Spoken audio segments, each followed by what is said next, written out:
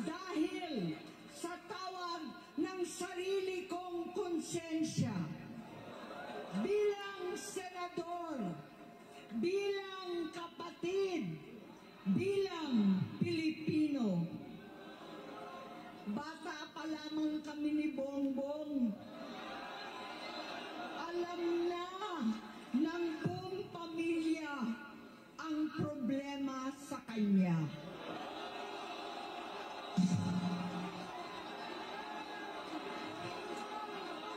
Sa totoo lang, mababasa naman ng lahat ang mga testimonya ng aking ama patungkol sa kanyang ugali at gawain.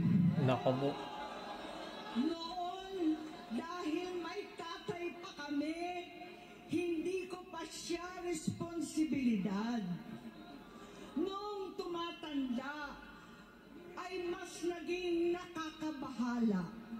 Batid ko na nagda-drug siya. Nako po, nilaglag na si PBBM ng kanyang ate. Wala na, nilaglag na. Siyempre ate yan eh, baka siya mas nakakaalam, pamilya yan eh. So, patay na si PBBM. Nilaglag na ng sariling ate. Kaya na. So, ibig sabihin, baka may katotohanan nagda-drugs niya. Kapatid sa ibang bansa, kami-kami lang. Kinumbinsi ko pa si Bongbong. Pakasalan mo na si Lisa.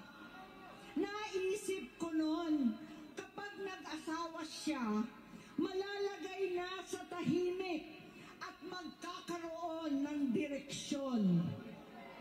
Ang laki ng pagkakamali ko. Mas lumala ang kanyang pagkalulong sa droga. Patay na. Nilaglag na ang kapatid.